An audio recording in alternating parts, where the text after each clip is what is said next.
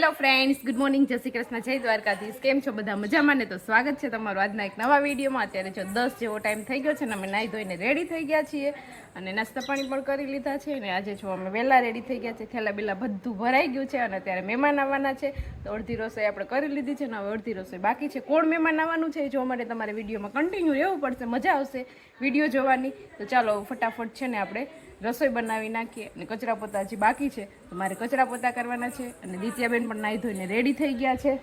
Good morning, જય શ્રી કૃષ્ણ. આજ તમારું સ્વાગત છે. આજના નવા વિડીયોમાં સ્વાગત છે. હું છે ને આ ધોઈને લઈને થઈ ગઈ છું. આજ તોય કામ લીધો. તો દિત્યાબેન સરસ મજાના રેડી થઈ ગયા છે. તો ચાલો ફટાફટ આપણું અધૂરું કામ છે ને આપણું પૂરું કરી લઈએ. ચાલો તો અત્યારે 11:15 જેવો ટાઈમ થઈ ગયો છે ને આપણે જો રસોડામાં મિશન સંભાળી લીધું છે. અહીં રસોઈ કરી લીધી. જો અહીંયા સરસ મજાની આપણી ચટણી ઉકળે છે, જો અહીંયા દાળ બની ગઈ છે, પછી અહીંયા આપણું શાક પણ બની ગયું છે, પછી અહીંયા ભાત બની ગયા છે અને લોટ પણ બંધાઈ ગયો છે. એટલે હવે છે ને આપણે રોટલી કરવાની છે અને ભજીયા બનાવવાના છે. તો મહેમાન આવે પછી આપણે ગરમ ગરમ બધું બનાવશું. ચાલો તો ફાઇનલી અત્યારે ઘડિયાળમાં 12:30 વાગી ગયા છે. ક્યારની દિત્યા રાહ જોતી હતી, કેટલી વાર તો ફોન કર્યા એને પપ્પાને. તો જો હવે ફાઇનલી મહેમાન આવી ગયા છે અને દિત્યા ક્યારની રાહ જોતી હતી. 2-3 વાર તો ફોન કર્યા.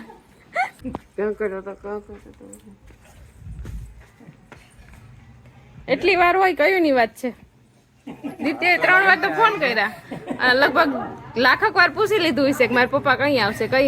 ટાઈમ તો લાગે ને થોડુંક તમારે જેમ હાવ નવરાત છે. આખી રાત કામ કર્યું હતું પછી સવારે વેલા ઉઠ્યા 10 વાગે. ઓય વેલું કહેવાય 10 વાગે. આદરી વયું જાવ તાર તાઈ રોકાવું ને? રોકાવું છે તારે આવું કે તાર મમ્મી ને આ રોકાવું કે ના આવતું રહેવું? રોકાવું. તો પછી ભલે નું મોડો આવે શું કામ? તારે શું વાંધો હતો?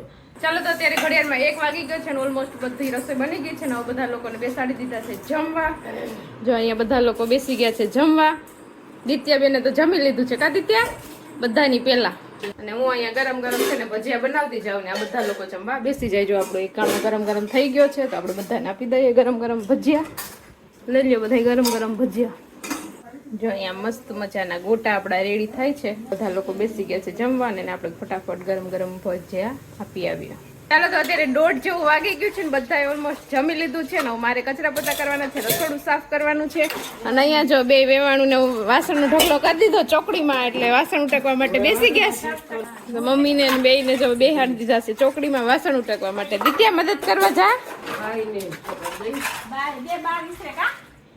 ચાલો તો અત્યારે 3:30-4 જેવો ટાઈમ થઈ ગયો છે ને આપણે જો રેડી થઈ ગયા છે ને અત્યારે આપણા તેડા આવી ગયા છે, નરેશ આવી ગયા છે ગાડી લઈને. તો જો અત્યારે સામાન વડે છે ડેકીમાં ભરાઈ ગયો કે સામાન પણ આવ્યા ને તે જલ્દી સામાન ભરતો એટલે મારે ભરવો પડે. અટાણીને છે ને બધું મોડું કરે. ત્યાંથી આવો જલ્દી ઉતાવળ હાલો જલ્દી અહીંયાથી જવાનું નામ જ ન લે. અને દિત્યા પછી સામાન ઘરમાંથી લઈને મૂકી દીધો ને હું ભાગ. અને દિત્યાબેન પણ જો એને ક્યારની ઈચ્છા હતી કે મારે નવા કપડાં પહેરીને જ આદરી જવું છે એટલે ફાઇનલી જો નવા કપડાં પહેરી લીધા છે અને રેડી થઈ ગયા છે ને મમ્મી પણ રેડી થઈ ગયા છે. ભાગવું કે થઈ જા ભાગજી ને તારે માંગુ છો દિત્યા જાવું કે રોકાવું બેન? રોકાવું. તો રોકા અહીંયા તું હો. રોકા નાના ભાઈ મૂકી દે. દિત્યાનો ત્યાં છે ને ચોકલેટ માં ધ્યાન છે. નાના બાપા ની નાની માન કે છે કે અમાર ગામમાં લોકડાઈ રોન છે જોવાય છે. વાય બાય કહી દી બધાયને.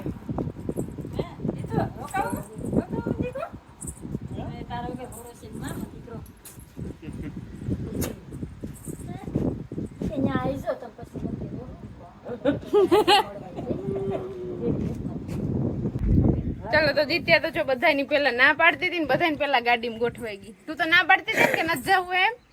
સારું હાલો તો આવજો. હા સારું ચાલો તો હવે આપણે જઈએ.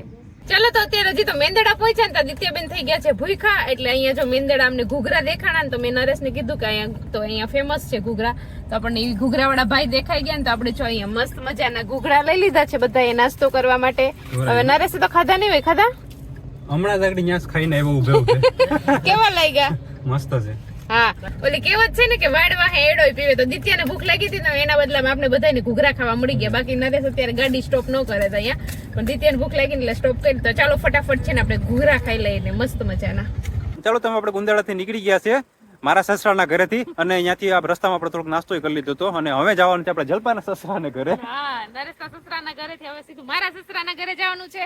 નાસ્તો પાણી કરી લીધા ને વચ્ચે નાનો એવો હોલ્ડ પડ્યો છે. આપણે અહીંનું વાતાવરણ જોઈ લ્યો, અમારી ગાંડી ગીરનું વાતાવરણ જોઈ લ્યો. હજી મારા હજી આ મારા પિયરિયાની હદ જ છે, અમારા ગામની હદ નથી આવી, હજી આ મારી જ હદ છે.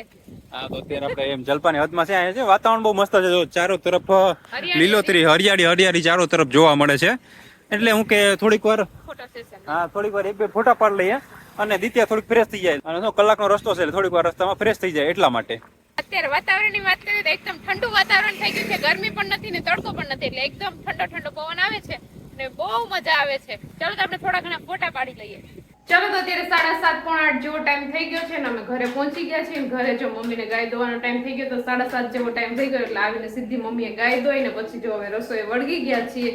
એક ગેસ ઉપર શાક મૂક્યું છે ને એક ગેસ ઉપર મમ્મી રોટલા કરવા માંડ્યા છે. જો રોટલા બનાવીને છે ને ભૂખ લાગી ત્યાં. હા ફટાફટ જમવા બેસી જાય. આજે હા ખીચડી બીચડી તો કઈ બનાવ્યું નથી, શાક ને રોટલા જ બનાવ્યા છે, કેમ કે મોડું થઈ ગયું હતું. એટલે જો અહીંયા આપણે સરસ મજાનું ગલકાનું ને એવું શાક બનાવી નાખ્યું છે ને અહીંયા મમ્મી છે ને રોટલા બનાવે છે. 2 રોટલા તો ઓલરેડી બની ગયા છે અને હવે છેલ્લો રોટલો બનાવી નાખે એટલે ફટાફટ આપણે જમવા બેસી જાય ને આપણે માખણથી રોટલા પણ ચોપડી નાખીએ ને બીજા બધા સંભારા ને મરચા તળી લીધા છે ને એવું બધું છે, એટલે આગળ ફટાફટ જમવા બેસી જાય. ચાલો તો અત્યારે છે ને 9:45 જેવો ટાઈમ થઈ ગયો છે ને આપણે જમીન ઓલમોસ્ટ ફ્રી થઈ ગયા છીએ. અને અત્યારે છે ને જો આપણો સામાનનો ઠેલા ને ભર્યા છે ને તો એ બધા હવે અનપેક કરવાના છે. આપણો બધો સામાન પાછો કબાટમાં ગોઠવવાનો છે, તો એવું બધું કામ કરશું. દીતી અત્યારે એકલી બાથરૂમમાં નાવા ગઈ છે અને હું બધું સામાન છે ને વ્યવસ્થિત પાછો કબાટમાં મૂકી દઉં. અત્યારે ઠેલા ભરવા હોય તો એ તો બહુ વરખ હોય, પણ અટાણ ખાલી કરવામાં જરાય મૂડ ન હોય, કેમ કે આપણે ઝાઝા દિવસ ત્યાં રોકાયા હોય ને એટલે આપણે પછી ઘડી કાંઈ મજા ના આવે. પણ થોડાક દિવસ આપણને એવું લાગશે બધા ભેગા રહ્યા હોય એટલે, પણ પાછું કાલથી આપણું શિડ્યુલ ચાલુ થઈ જશે એટલે નહીં વાંધો આવે. 1-2 દિવસ એવું લાગે પછી પાછા આપણે સેટ થઈ જાય. તો વિડીયોને પણ આપણે અહીંયા એન્ડ કરી દઈએ. તો તમને આજનો આ વિડીયો કેવો લાગ્યો કોમેન્ટ કરજો, લાઈક કરજો, શેર કરજો ને જો ચેનલમાં ન હોય તો સબસ્ક્રાઈબ કરજો. આવતીકાલે મળીશું નવા વિડીયો સાથે. ત્યાં સુધી બાય, ગુડ નાઇટ.